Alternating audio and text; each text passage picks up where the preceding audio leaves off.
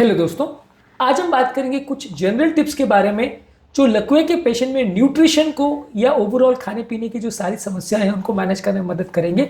लकवे के पेशेंट के लिए सिंगल मोस्ट इंपॉर्टेंट प्रॉब्लम जो आती है वो न्यूट्रिशन मैनेजमेंट को रिलेटेड आती है, क्योंकि कई लोग की खाने की कैपेसिटी, निगलने की कैपेसिटी या खाने को चबाने की कैपेसिटी सब चीज़ें कॉम्प्रोमाइज़ हो जाती है। तो ओवरऑल हम ये सारी चीज़ों पर कुछ जनरल टिप्स आपको देंगे ताकि इसे मैनेज करना और लकवे के पेशेंट को संभालना थोड़ा सा ईजी हो जाए। टॉपिक पर जाने से पहले जो लोग हमारे चैनल पर नए हैं उन्हें रिक्वेस्ट करूँगा कि चैनल को सब्सक्राइब करें, वीडियोस को लाइक करें, शेयर करें, फॉलो करें, कमेंट करें, पूरा देखें।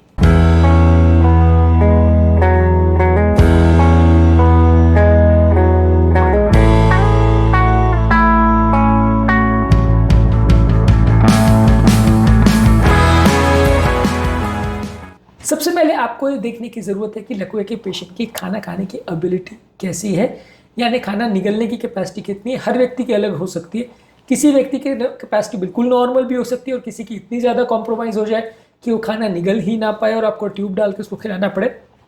ये सारी चीज़ें अलग अलग पेशेंट में हो सकती है। तो ओवरऑल किसी ट्रेंड थेरेपिस्ट को या फिजियोथेरेपिस्ट को या स्ट्रोक थेरेपिस्ट को या न्यूरोलॉजिस्ट को ये सारी चीज़ें असेस करने की ज़रूरत है कि लकवे के पेशेंट का खाना खाने की एबिलिटी है या नहीं। उसके हिसाब से उसका खाना मॉडिफाई किया जाता है। यदि कैपेसिटी पूरी तरह से नॉर्मल है तो आप उनको नॉर्मल खाना खिलाइए, इसमें कोई दिक्कत नहीं आएगी। यदि कैपेसिटी बहुत ज़्यादा नॉर्मल है और बिल्कुल ही नहीं निकल पा रहा तो ट्यूब से खिलाना पड़ेगा। इसके बीच में भी बहुत जोन्स हैं। जितना ज़्यादा चू करने की या खाने को निगलने की कैपेसिटी होगी उसके हिसाब से आपको खाने का टेक्सचर और लिक्विड या सॉलिड फूड की कंसिस्टेंसी को चेंज करना पड़ेगा। फूड की कंसिस्टेंसी को किस तरह से मैनेज और मेंटेन किया जाता है ये ऑलरेडी हमने एक और वीडियो में डिस्कस किया है। इस तरह के पेशेंट्स को कई बार कुछ और इंपॉर्टेंट डाइटरी मॉडिफिकेशन करने पड़ते हैं। कई बार खाने को बहुत ज़्यादा पीस के मैश करके देना पड़ता है ताकि उनको चोकिंग एस्पिरेशन ना हो जाए। और कई बार पानी या कोई लिक्विड आप दे रहे हो तो उसको गाढ़ा करके देना पड़ता है, क्योंकि सिंपल पानी से भी एस्पिरेशन कई बार ज़्यादा हो जाता है। तो ये चीज़ों को मैनेज करना बहुत ज़्यादा इंपॉर्टेंट है लकवे पेशेंट में। इनफैक्ट सबसे ज़्यादा इंपॉर्टेंट चीज़ जो है वो यही है कि पेशेंट निगल पा रहा है या नहीं और उसके हिसाब से खाने को कैसे एडजस्ट करना है। लकवे का कई बार रिकवरी होने में बहुत लंबा टाइम भी लग जाता है। इस तरह के पेशेंट्स को आपको न्यूट्रिशन मैनेजमेंट करना भी मुश्किल हो जाता है, क्योंकि कई बार क्या है, पेशेंट की चबाने की, खाने की कैपेसिटी महीनों सालों तक इम्प्रूव नहीं होती। तो इसलिए अगर पेशेंट थोड़ा बहुत भी खाना खा रहा है तो न्यूट्रिएंट डेंस फूड दीजिए उनको, यानी ऐसी चीज़ें दीजिए जिसमें कैलोरीज, विटामिन, मिनरल सब कुछ अच्छी खासी हो, बहुत ज़्यादा वेस्ट फूड प्रोडक्ट नहीं हो, बहुत ज़्यादा तली गली चीज़ें या जिसमें कोई न्यूट्रिफिक वैल्यू नहीं हो, वो सारी चीज़ें उनको अवॉइड करिए। उनके बदले उनको ऐसी चीज़ें दीजिए जो उनको ज़्यादा न्यूट्रिशन दे, बॉडी की रिक्वायरमेंट्स को ज़्यादा पूरी करे। इसमें मैक्रो और माइक्रो दोनों न्यूट्रिएंट का ध्यान रखना है। मैक्रो न्यूट्रिएंट मतलब कार्बोहाइड्रेट्स, प्रोटीन्स, फैट्स, ये सारी चीज़ों का ध्यान रखना है। और माइक्रो न्यूट्रिएंट मतलब विटामिन, मिनरल्स और छोटी मोटी जो चीज़ें आती हैं, ओमेगा 3 फैटी एसिड्स और ये सारी चीज़ें, ये चीज़ों पर आपको विशेष ध्यान देने की ज़रूरत है। ये सारी चीज़ों की कोई कमी ना हो जाए, इसके लिए आपको बॉडी में अलग अलग तरह के ऐसे खाने देने पड़ेंगे, ऐसे तरह का कॉम्बिनेशन देना पड़ेगा जिससे ओवरऑल उसकी सारी रिक्वायरमेंट्स पूरी हो जाए। इसके अलावा अगर व्यक्ति को हाइपरटेंशन और कोलेस्ट्रॉल का प्रॉब्लम है तो खाने में नमक कम दीजिए, खाने में शुगर कम दीजिए। हेल्दी फैट्स जैसे एवोकाडोज, नट्स, सीड्स और ऑलिव ऑयल, ये सारी चीज़ों को ज़्यादा दीजिए जो कि हेल्दी फैट्स देते हैं। होल ग्रेन जैसे oats, barley, quinoa, brown rice, whole wheat, ये सारी चीज़ें उनको ज़्यादा दीजिए। ये सारी चीज़ें कंपेरेटिवली रिफाइंड ग्रेन्स और मैदे की बनी हुई चीज़ों के बदले ज़्यादा न्यूट्रिफिक वैल्यू देगी, ज़्यादा फाइबर देगी और उनको ओवरऑल हेल्थ बेटर रहेगा। लकवे के पेशेंट में कॉन्स्टिपेशन एक इंपॉर्टेंट समस्या रहता है, इसलिए फाइबर वाले फूड प्रोडक्ट्स जैसे फल, सब्जियां, दालें और होल ग्रेन्स उनको ज़्यादा दीजिए ताकि बाउल मूवमेंट बेटर हो। पानी को भी ज़्यादा मेंटेन करिए, क्योंकि कब्जियत की प्रॉब्लम लकवे में काफ़ी होती है और ज़्यादा पानी देने से इसकी प्रॉब्लम थोड़ी कम हो जाती है, इसलिए उनको पानी ज़्यादा मात्रा में देना चाहिए। ओवरऑल व्यक्ति का फ्लूइड बैलेंस भी मेंटेन करने की ज़रूरत है, क्योंकि लकवे के पेशेंट में कई बार हम खाना तो खिला देते हैं लेकिन पेशेंट पानी नहीं निकल पाता है, तो पानी की समस्या हो जाती है। पेशेंट खुद से बोल भी नहीं पाता है तो ये भी बड़ा समस्या हो जाती है। तो ओवरऑल आपको पानी उनको ऊपर से देने की ज़रूरत है बीच बीच में, खाने के बीच में, ताकि थूक मेंटेन रहे। इसके लिए भी फ्लूइड ज़रूरी है और इसके अलावा खाने के बीच बीच में अलग अलग टाइम पे उनको खाना के साथ पानी भी देना ज़रूरी है ताकि ओवरऑल उनका पानी का कंटेंट मेंटेन रहे। फ्रूट दे सकते हैं, जूसेस दे सकते हैं, वेजिटेबल्स का सूप वगैरह दे सकते हैं। ये सारी चीज़ों में पानी ठीक ठाक रहता है तो उसका पानी का रिक्वायरमेंट दिन भर का पूरा हो जाता है।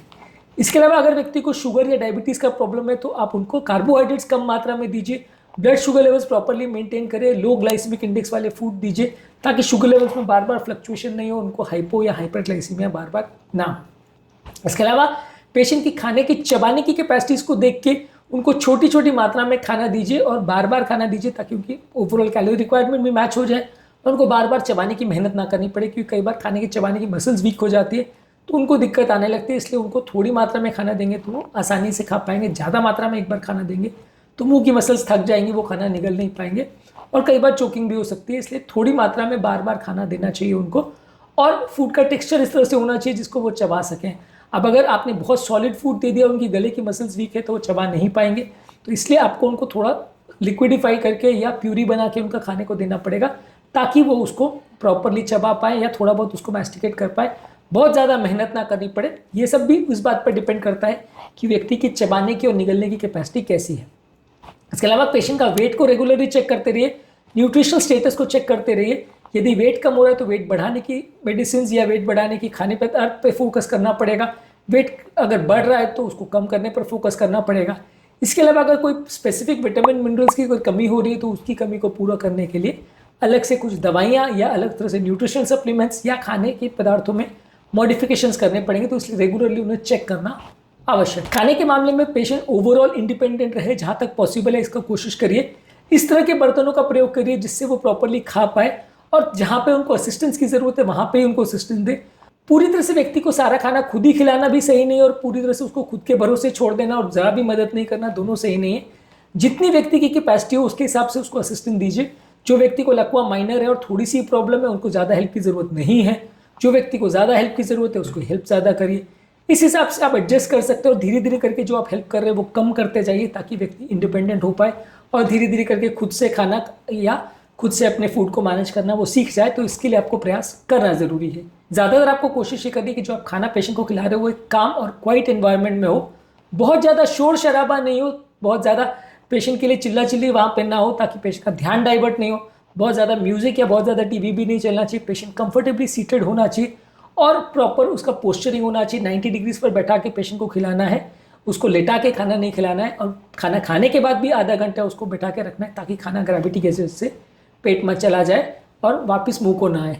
इसके अलावा पेशेंट को भी मील प्लानिंग में इन्वॉल्व करिए। वो क्या खाना चाहता है, क्या नहीं खाना चाहता है, उसकी क्या ओवरऑल कल्चरल और पर्सनल प्रेफरेंसेस है, उसको भी ध्यान रखिए। जो कुछ आपने बनाया भले उसको पसंद आ रहा है या नहीं आ रहा है, आपने ज़बरदस्ती उसको दे दिया तो ये अच्छा नहीं है, ओवरऑल वो पसंद नहीं करेगा। तो इसलिए पेशेंट को इन्वॉल्व करिए, क्या उसको खाने की इच्छा है, क्या चीज़ वो अच्छे से खा रहा है, क्या नहीं खा रहा है।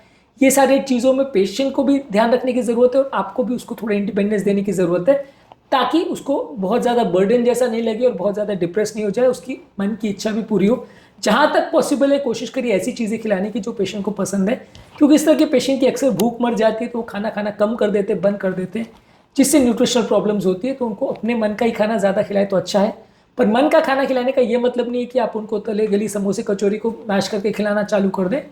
आपको थोड़ा न्यूट्रिशियस फूड्स में क्या क्या चीज़ें अच्छी है वो ज़्यादा देखना पड़ेगा।